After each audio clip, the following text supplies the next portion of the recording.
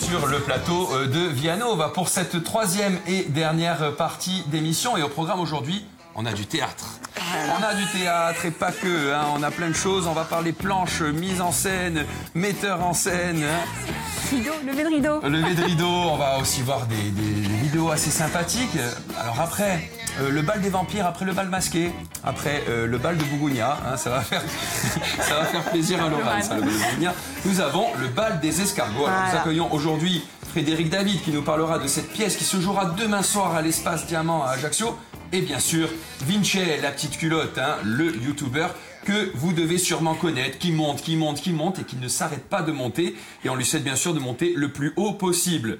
Bonjour à vous deux, merci d'être là. Allez. Merci. Ça va? Très bien. bien. Très bien. Bonjour. Alors, Frédéric David, oui. hein, on va parler de cette pièce qui va se jouer demain soir.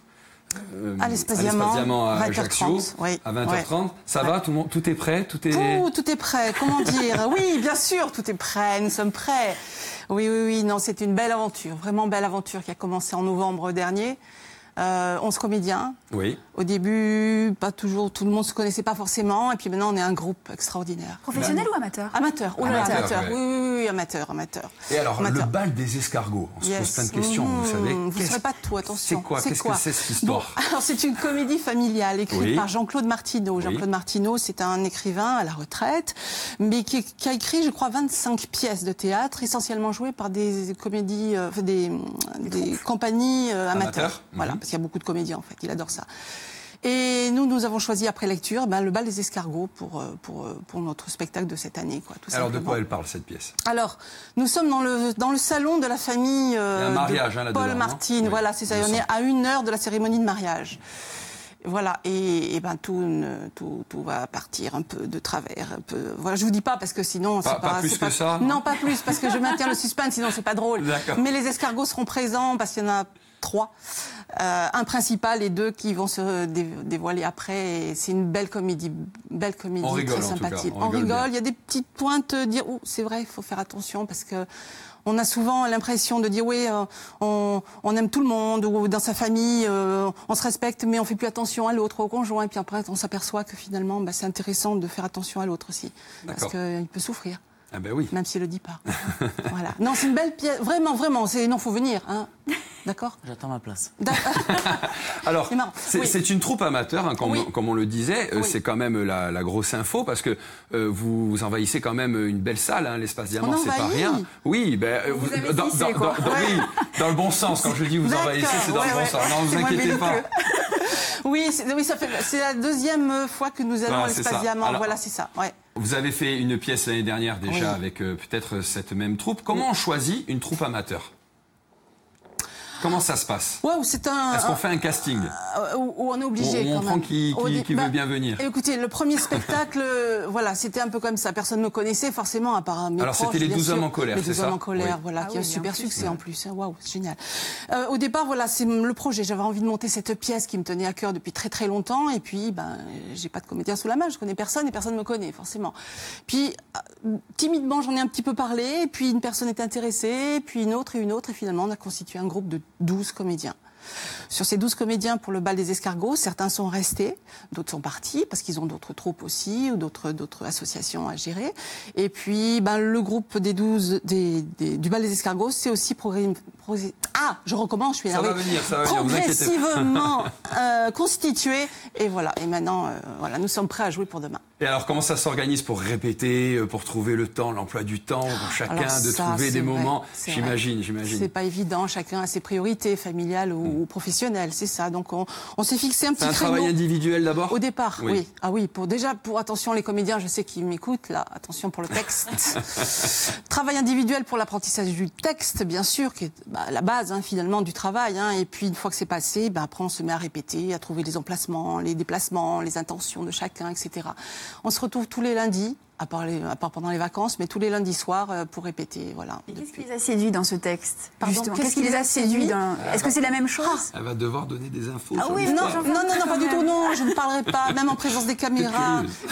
Non. Qu'est-ce qui les a séduits? Au départ, je pense rien. Quand on lit la pièce, on se dit oui, bon, d'accord, et après... Et puis, à force de lire et de relire et de relire, de constituer les personnages, de trouver justement le personnage qui pourrait, enfin, la personne qui pourrait qui collerait au personnage, on s'est trouvé qu'il y avait vraiment même une affinité, une résonance dans ce qui était dit dans cette pièce. Et finalement, alors c'est une troupe où il y a plusieurs âges en fait. Hein. Ça va de quel âge à quel âge? Alors le plus jeune, 17 ans. Oui. Et la personne la plus respectable, on va dire, un petit peu plus après 70. Ah oui, quand même. Ouais. C'est génial. Il y a tout un panel de générations qui se partagent cette pièce. C'est ça, et je crois que c'est ça qui fait la richesse du groupe. Ils s'amusent tous ensemble, ils prennent du bon temps. Et... Ils sont très bavards aussi, un peu indisciplinés, et je sais qu'ils m'écoutent. Mais non, c'est super. Non, franchement, c'est la première était une belle aventure, et celle-ci est encore...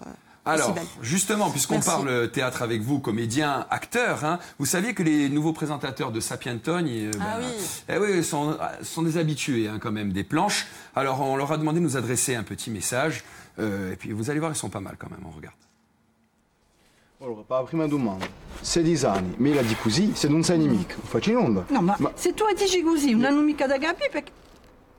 Flo, sei bello bravo, ma qui lavoriamo noi, C'è tutte le missioni da preparare, guarda, tutti questi libri, tutto quello di imparare, di imparare tutto quello fino a sul rimedio. Mi faccio imparare a me, mi faccio mangiare tutti questi voi, tutti questi quaderni. E non siamo né pettinati, né maquillati, né vestiti, dunque non abbiamo mica troppo tempo a rispondere alle domande, Ti ho messo una maglietta, è io sempre con tricot de corps, io guarda, Bargo, je sais pas, ma bene daiante così senza brevane. No, è cattivo, perché ciò che tu facci tu davvero è proprio... Non da che bene, ciò che tu facci o Florian di un'emissione così. È vero, a me mi piace, ciò che noi abbiamo noi di noi i Sapientogne di un'emissione au top, tu l'as dit là. Non, c'est vrai, tous les soirs, 18h30, via style. Mais ce soir aussi, et là on n'est pas prêt. Oui, mais dictionnaire, specchietti. Donc voilà. E poi invece di venire così a domandare, ben a giocare con noi. Ben a giocare perché le courage se prouve sur le plateau. Ouais, le courage, il est dans le cœur des hommes. Bon, t'aspettai mon Flo. Parce que là, je sais plus. Moi, je t'avoue que là, j'ai trop de boulot. Bon, io sono più bravo, ti dico. A presto, poi ringraziare e ci ritroviamo stasera. Le fameux duo di Sapientogne, composé de Marie-Ange Geronimi et de Polantos Quarchin, à retrouver tous les soirs du lundi au vendredi à partir de 18h20 sur Via Style. À nous, Vinci. Allons-y. Allez, première télé, en plus. Première fois, ouais. Première fois. Alors, c'est assez difficile de vous définir ou de vous qualifier. Vous êtes chanteur, vidéaste, grand voyageur et doux rêveur. Ouais. Et vous nous offrez des petites pastilles estampillées La Petite Culotte pour nous raconter votre vie, vos voyages, vos rencontres. C'est ça? Tout à fait. Comment vous définiriez-vous? Au départ, c'était vraiment basé sur le chant parce que j'ai eu la chance de faire partie de l'école de chant de Natale Luciani pendant 3 ans où il m'a... Enfin, moi, à chaque fois, je dis ça, mais Natale Luciani, il avait cette particularité, c'est de donner sa passion aux gens. Et je trouve qu'il y a certaines personnes qui ont ça. Et on est plusieurs dans l'école de chant de Natale Luciani que quand je les croise aujourd'hui, je ressens qu'il nous a donné la même chose. Ah. Et ça, c'est magnifique. Et après les 3 ans passés à travailler avec lui, je suis rentré dans le groupe Cantabovulugours où là, pendant 3 ans, j'ai chanté avec eux. Donc là, c'était vraiment axé que sur le chant. Le chant et le collectif aussi, pour le coup. Le chant, le collectif et l'histoire de la Corse, défendre nos idées. Et voilà, ça, c'est des choses que j'ai toujours gardées. Et après, je suis parti. Je suis parti du groupe et j'ai commencé à voyager. J'ai habité un petit peu à Londres pendant quelques temps, à Paris, etc. Et j'ai commencé à prendre ce plaisir du voyage. Je suis rentré en Corse, à Bonifacio, où j'ai créé avec un cousin un établissement. Musique, danse, chant, etc. Et c'était déjà un mélange. Ça commençait, ouais, avec les vins, voilà. On voit quelques images pendant que vous parlez en même temps. Ouais, voilà. Et après, un jour, j'ai décidé, après la rencontre d'un producteur qui est venu dans cette petite... Ça s'appelait La Petite Culotte. L'endroit, il s'appelait déjà comme ça. Et à ce moment-là, il y a un producteur qui arrive, un grand monsieur que moi je ne connaissais pas au départ, qui me dit « La petite culotte que tu viens de faire, c'est quelque chose, même si tu as passé du temps et que c'était dur, que tu peux refaire. » Et moi, le soir, je jouais souvent, il m'avait vu, il m'a dit « Tente quelque chose. Pars, essaye de faire du théâtre, essaye de faire de la vidéo. » Et c'est là que vous saisissez une GoPro ou votre téléphone? Au départ, j'avais réussi à acheter une petite caméra, etc. Et là, donc, j'ai 2 ou 3 caméras. Et j'ai commencé, ça fait à peu près 3 ans, 2 ans que je voyage. Dans des endroits exceptionnels. Et plus j'avançais, et j'ai rencontré il y a des moments qui, pour moi, sont magnifiques. Là, en l'occurrence, où je suis sur l'île de Nusa Penida, à Bali. Et là, il y a... Et vous faites chanter des enfants? Là, moi, je suis là, il pleut, donc j'ai garé ma petite moto, je suis seul. Et là, il y a tous ces petits-enfants qui arrivent et qui commencent à me parler parce qu'ils me voient avec une caméra, etc. Et il y en a un qui me dit « You singing, you singing ?» Ça veut dire « Est-ce que toi, tu chantes ?» Je dis « Oui ». Et j'attaque à chanter à Palatine. Et là, ils se mettent tous à danser. La petite culotte, c'est quoi? C'est une histoire de rencontre. Comment vous définiriez le programme, ce petit programme court que vous retrouverez très régulièrement sur Viano, bien sûr. Un petit peu d'autopromo, ça fait pas de mal. On l'a un peu accaparé, hein, Michel. Avec plaisir. Oui.